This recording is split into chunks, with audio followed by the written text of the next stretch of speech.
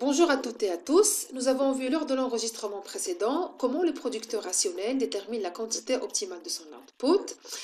Nous avons constaté que cette quantité est déterminée par l'égalité de la recette marginale avec le coût marginal, tout en veillant à ce que le coût marginal soit dans sa partie croissante. Nous allons maintenant nous intéresser à la détermination de la fonction d'offre de l'entreprise à court terme. Cette fonction d'offre est très importante car elle permet de répondre à deux questions existentielles pour l'entreprise. La première est la suivante: à partir de quelle quantité l'entreprise va commencer à payer ses charges fixes? Et la deuxième, à partir de quelle quantité l'entreprise va réussir à faire un profit positif? Alors, commençons par répondre à la première question. En fait, si l'entreprise ne produit rien, elle va supporter tout de même toutes ses charges fixes, c'est-à-dire si la quantité d'output est égale à 0, l'entreprise va subir une perte qui va être égale à ses coûts fixes. Je rappelle que les coûts fixes sont les coûts qui sont supportés par l'entreprise, qu'elle produise ou non, comme par exemple les loyers, les assurances et le remboursement des emprunts. Nous pouvons constater cela à partir du calcul très simple que vous avez devant vous. Je vais calculer pi de 0. Ce pi de 0 va être égal à la différence entre la recette totale de 0 et le coût total de court terme de 0. La recette totale est égale à P fois 0. Je rappelle que le prix n'est pas déterminé par l'entreprise, mais il provient de la rencontre entre l'offre et la demande sur le marché de l'output. Moins le coût total va être décomposé en coût variable de court terme de 0 et en coût fixe. Je rappelle encore une fois que le coût variable dépend de la production. C'est-à-dire, plus l'entreprise produit, plus le coût variable va être important, et moins l'entreprise produit, moins les coûts variables vont être importants. Dans notre cas, comme la production est nulle, donc les coûts variables vont également être nuls. Ainsi, le profit d'un output nul va être égal à moins les charges fixes. Donc, pour qu'une entreprise décide de produire une quantité non nulle cette fois-ci, il faut que le profit soit supérieur ou égal à moins les coûts fixes. C'est-à-dire que cette quantité doit permettre à l'entreprise au moins de payer ses charges fixes. On peut le formaliser comme suit. Donc, il faut que le profit d'une quantité non nulle permette à l'entreprise de payer au moins les coûts fixes.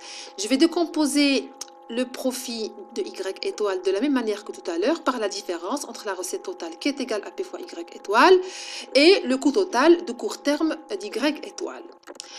Je vais faire une petite manipulation sur cette inégalité en décomposant le coût total de court terme d'Y étoile en coût variable d'Y étoile et puis en coût fixe. Je vais faire passer le coût fixe de l'autre côté de l'inégalité pour obtenir la chose suivante. P fois Y étoile moins le coût variable d'Y étoile va être supérieur ou égal à 0. Là encore, je vais faire passer le coût variable de l'autre côté. Et je vais avoir P fois Y étoile va être supérieur ou égal au coût variable d'Y étoile. Je vais diviser les deux termes de l'inégalité par Y. Donc, je vais diviser P fois Y étoile divisé par Y étoile. Je vais avoir P et le coût variable d'Y étoile par Y étoile. Et je vais obtenir le coût variable moyen d'Y étoile. Cela constitue un résultat très important qui permet de dire que l'entreprise va offrir une quantité non nulle sur le marché à condition que le prix du marché soit au moins égal au coût variable moyen de cette même quantité Y étoile. Alors, comme la quantité optimale est définie telle que le prix soit égal au coût marginal, je peux remplacer le prix dans l'inégalité précédente par le coût marginal d'Y étoile et obtenir la chose suivante. Le coût marginal d'Y étoile doit être supérieur ou égal au coût variable moyen d'Y étoile. Nous savons du chapitre précédent sur la minimisation des coûts de production que le coût marginal coupe les deux fonctions, aussi bien celle du coût moyen que celle du coût variable moyen, en leur minimum. Cette représentation graphique nous permettra de savoir à partir de quel niveau le coût marginal d'Y étoile va être supérieur ou égal au coût variable moyen d'Y étoile. Nous pouvons le constater très aisément en regardant le graphique. En effet, à partir du minimum du coût variable moyen, que vous voyez ici, on peut constater que le coût marginal est supérieur au coût variable moyen. D'accord? Alors, on va conclure et dire que l'entreprise va décider d'offrir une quantité non nulle de l'output si le prix du marché est supérieur ou égal au minimum du coût variable moyen d'Y étoile. Si par malheur, le prix est inférieur au minimum du coût variable moyen d'Y étoile, l'entreprise n'a pas intérêt à produire car le prix de vente unitaire ne permet pas de couvrir les coûts variables moyens de cette quantité et ne permet pas non plus de couvrir les charges fixes de l'entreprise. D'ailleurs, ce prix est appelé prix de fermeture et il correspond encore une fois au minimum du coût variable moyen d'Y étoile. Et c'est la première condition de l'offre de l'entreprise en concurrence pure et parfaite à court terme. Je vais à présent répondre à la deuxième question que nous avons posée tout à l'heure, qui est celle de savoir à partir de quelle quantité l'entreprise va commencer à réaliser un profit positif. Cette question peut être formalisée de la manière suivante. Donc, il faut que pi d'une quantité non nulle, bien sûr, permette à l'entreprise de faire au moins un profit égal à 0, sinon supérieur à 0. Je décompose le profit en la différence entre la recette totale et le coût total de court terme. D'accord? Et cette différence doit être supérieure ou égale à 0. Alors, je vais faire passer le coût total de court terme de l'autre côté de l'inégalité et je vais diviser les deux termes par la quantité Y étoile pour obtenir le résultat très important suivant. On va dire que l'entreprise réalise un profit positif lorsque le prix du marché est supérieur ou égal au coût moyen d'Y étoile. Comme ce qu'on a fait tout à l'heure, je vais remplacer le prix par le coût marginal d'Y étoile, d'accord? Et constater la chose suivante, constater que l'entreprise commence à faire un profit positif à condition que le prix du marché soit supérieur ou égal au minimum du coût moyen d'Y étoile. Je vais vous montrer ce résultat à partir du graphique précédent. Voilà. Donc, le coût marginal est supérieur au coût moyen à partir du minimum du coût moyen. Donc forcément, l'entreprise va commencer à faire un profit positif lorsque le prix du marché est au moins égal, sinon supérieur au minimum du coût moyen. Alors ce prix, on va l'appeler un prix de rentabilité et il va constituer la deuxième condition de l'offre de l'entreprise en concurrence pure et parfaite dans le court terme. À partir des deux conditions précédentes, on peut déterminer la fonction d'offre de court terme de l'entreprise de la manière suivante. Si le prix du marché est inférieur au minimum du coût variable moyen d'Y étoile, l'offre de l'entreprise est nulle car justement cette quantité ne permet pas à l'entreprise de couvrir les charges fixes. Si le prix du marché est compris entre le minimum du coût variable moyen et le minimum du coût moyen, dans ce cas-là, l'offre de l'entreprise est telle que le prix est égal au coût marginal et le profit est négatif, mais malgré tout, l'entreprise commence à payer une partie de ses charges fixes.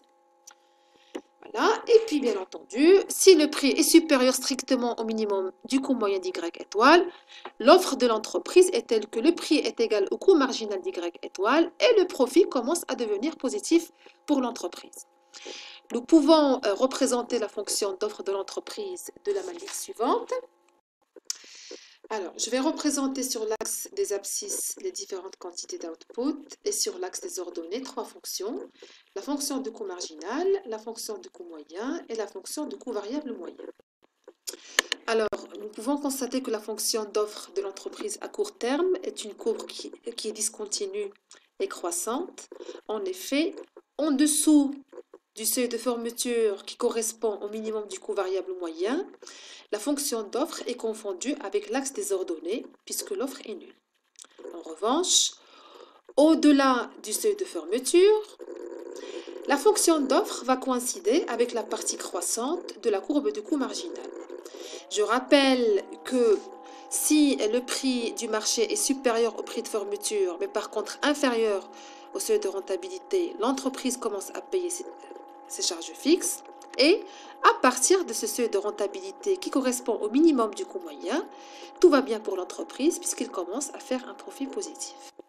La fonction d'offre que j'ai définie pour vous est une fonction d'offre qui est individuelle, c'est-à-dire qu'elle correspond à un seul producteur. Il paraît maintenant très intéressant de déterminer la fonction d'offre agrégée ou totale, car elle va nous permettre par la suite de déterminer l'équilibre de marché de concurrence pure et parfaite à travers sa confrontation avec la courbe de demande totale.